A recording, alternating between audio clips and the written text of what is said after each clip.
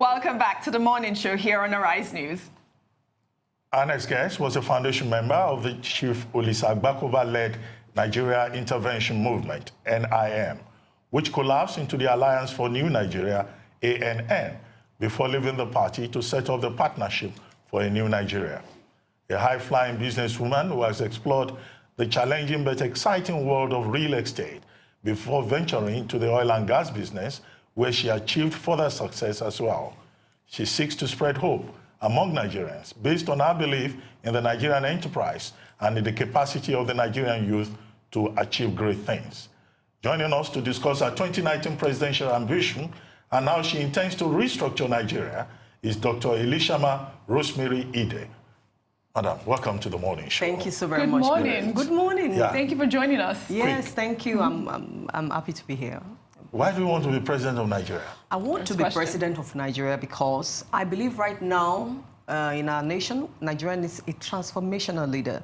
I believe leadership is something that has brought Nigeria to the state where we are right now, that the nation is practically collapsing. And we need leaders that are compassionate, leaders that are patriotic, leaders that have the love of country, leaders that understand that leadership is about service, it's about sacrifice, and leadership is for the people, not for their pocket and their belly.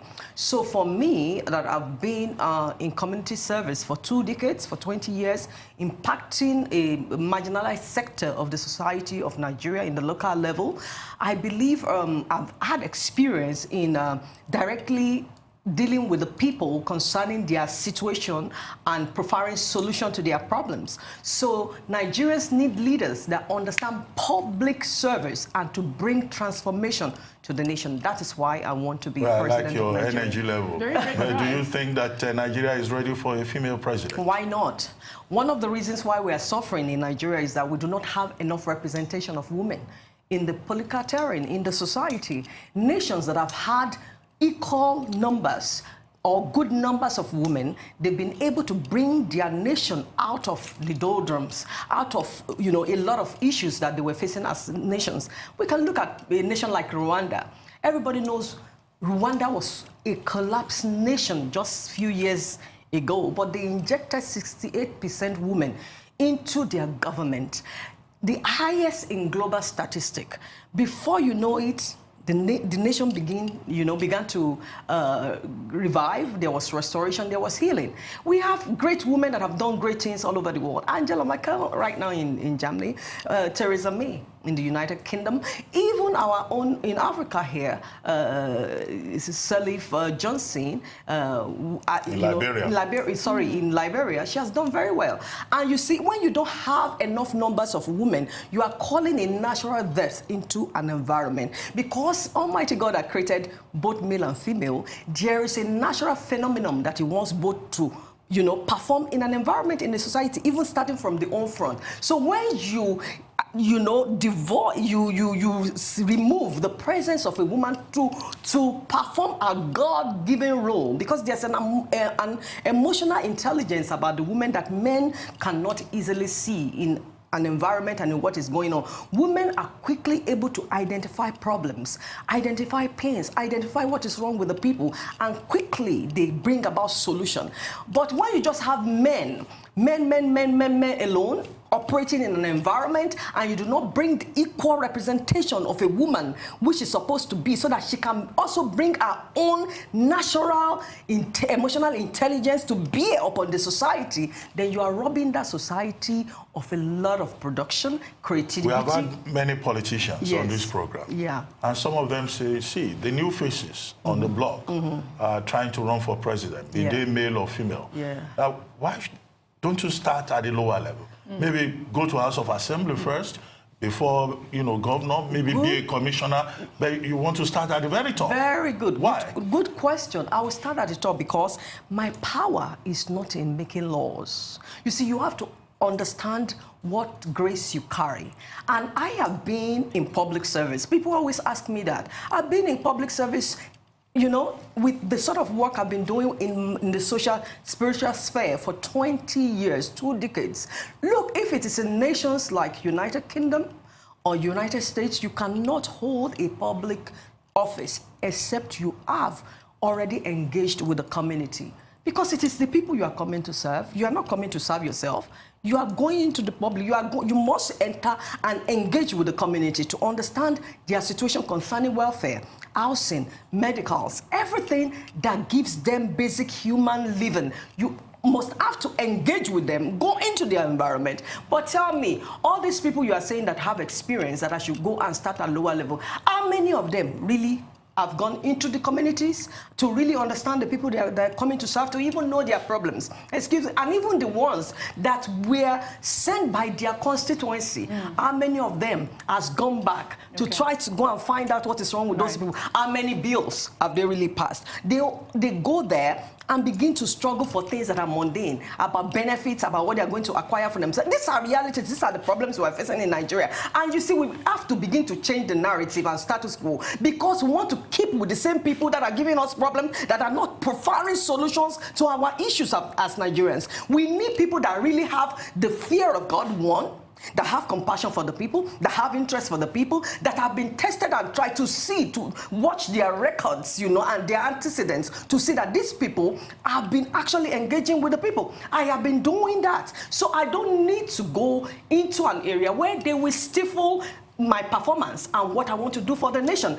I cannot be regional. I want to go to the top where I will have the power of the constituency that backs up the presidency, so that I can bring about transformation and change. I told someone yesterday that you were going to be our guest on this program this morning. And the person said, I mean, are you still in the race? Yeah. She said, you know, you had pulled out of Alliance for New Nigeria. What? Then you were with presidential aspirants coming together apart. Yes, and they've chosen Fela Durotoye as a consensus candidate. Yeah. So I'm surprised. Is it that you disagreed with the outcome of that? I hope group? you know I was not the only one in PACT. Yeah. 3 of you? From my party. At that point, there were 3 aspirants, right? No, we started with 18 people. Yeah, Oh, okay. The idea of PACT was for us to have as many young generation presidential aspirants. And the idea was for us all to come together and collaborate, to bring our strength and pick a consensus candidate, instead of scattering all over and running all over the place, thereby dividing our votes. It's only one person that is going to be president. Yes. And the idea of PACT is a very noble vision. It's a very noble vision. We are supposed to come together just with some certain sort of criteria that we put in place for ourselves and say, okay, let us vote amongst ourselves. Let us just pick one consensus candidate. But along the line, there were a lot of disagreements. A lot of people were just falling off the table as we were progressing. What would you say the reason for that was? Some people will say, okay, I am from the north here. Can we choose? Yeah. Can we choose zoning? Can we make it from somebody in the north? Another person will say they just had a lot of reasons, and we were like, okay, we are coming on board as new generation. And we said we want to create a new Nigeria. Can we not go with all of these other issues that has brought Nigeria into all of the problems we are presently facing as a nation? Can we just focus on the ideas and the visions that we are bringing on board to birth the new Nigeria? So there were a lot of disagreements, and some people were not even humble enough to, lay down their egos. So we had all of that. But I stayed true. Even from 18, when we were left with 11 people, and I was... we were just 2 females on board. I still stayed true. Who's the other person? Eunice? No, not Eunice. Eunice didn't join us. Okay. Remi Shonaya didn't join us. Okay. We had this young lady Professor called... Fumila Davis? No, she didn't join us. We had this young lady called God's Time, Iruaboshi, and she's from the East, and and we stayed true. I stayed true. I kept my word. I kept the faith. Even after Fela emerged, I still kept the faith. But the day after Fela emerged, we were all supposed to now meet to plan the way forward. We found out that even half of the people that stayed after that had left. And I made a commitment in my closing remark. The day we were having press conference, I say I will support whomsoever comes, speak as a consensus candidate, provided the person does not fear off from the collective. I need you to hold on to this word. The collective agreement of what that brought us together as PACT, and the reason. The primary reason why we came together as PACT, and the primary reason was for collaboration. And if everybody is falling off, where is the power of collaboration? How many of us are going to come together to collaborate to fight the opposition. So the totality of the idea was already defeated. And you see, if you are building a building and you see a crack wall, what do? You step back, you examine that crack wall, and you plan on how to effect a repair. If you continue to build on it, there will be more tearaways, which is what we're experiencing. So which platform are you using now? I'm still using ANN. Yeah. What happened with ANN? Oh, but ANN, you pulled out of the convention. Yeah. But then you came back. I'm still with them. Okay. They want me back. We've been discussing. I pulled out of ANN because we found out that some things were not done properly. New people like us will not have had a fair level playing ground. We found out that a certain character who has not even declared already that is going to be a presidential candidate on ANN has suddenly hijacked some. Who is this certain character? I'm not going to mention names. Please. Why not? No. For our own enlightenment. No, you can Google and read. Okay. I'm still young in this race. Okay. Yeah, so please don't crucify me and finish me before I start. And we put all of, not only me, both I, Fela, and Wilson Ikubese, Thomas Ikubese, we put our complaints forward. And later, everybody was like, no. But later, they all admitted with internal memos and a lot of communique that they actually found out. Even the then BOT, now it's still the BOT chairman, even followed us and came out and said what they said is true. And if we say we're going to build a new Nigeria, we should not start on this foundation. And all of that, as you know, they are taking care of everything because we have a new party chairman now who really wants to make things right. And if all of our complaints are looked into, I'm still going to fly with that party. Okay, you have declared that you will beat President Buhari in the upcoming election. What are the strategies that you've put in place? And what are you going to be doing differently? What I'm going to be doing differently, and that's why I kept saying, it's not a gender thing, but also the gender role is very important, the female role. You spoke passionately about that. And that is really, really, really very important because right now, I'm only going to run with a 7-point agenda for, to bring Nigeria. The greatest problem we're having now in Nigeria is the high rate of poverty.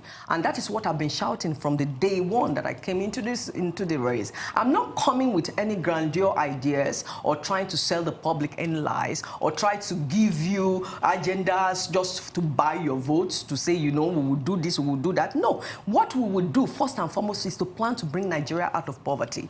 First things first. It's like in the home front, the father will be telling the family, I'm pursuing billion-dollar contract. We will go on big holidays, we'll build big house. So you said bring Nigeria out of poverty. Yes. How do you want to do that? Okay, first and foremost, we're going to look at major areas. The first thing we're going to look at is security, law and order.